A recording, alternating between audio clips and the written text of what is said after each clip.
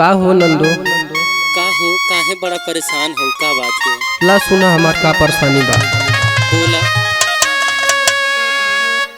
अरे जब से लैले गवानवा रोवे से जिया छोटी ना नदी। जब से लैले गवानवा रोवे से जिया छोटी ना नदी। अरे सैया छोड़ के गईल कोया लरिया छोटी ना नदी।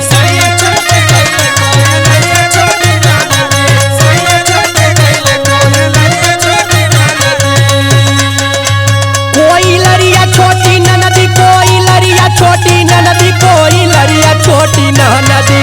सैया छोड़ के गईल कोई लरिया छोटी ना नदी।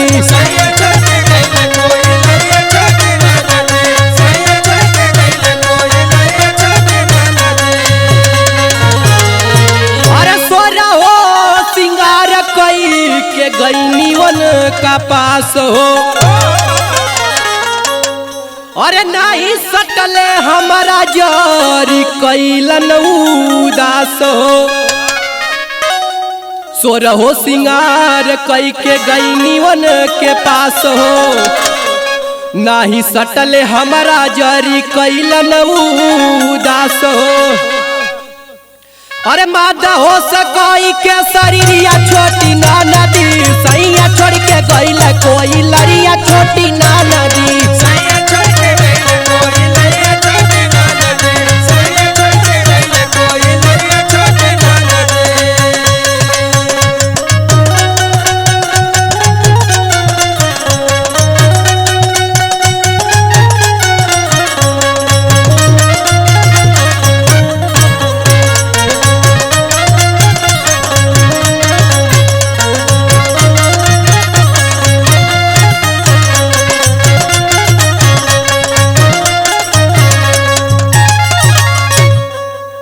अरे 4 साल से गुलाबनी साद करे ले बेगारी।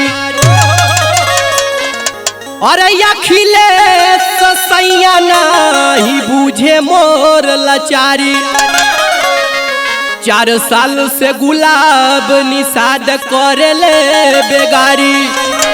और अखिले सैया नहीं बूझे ले लाचारी।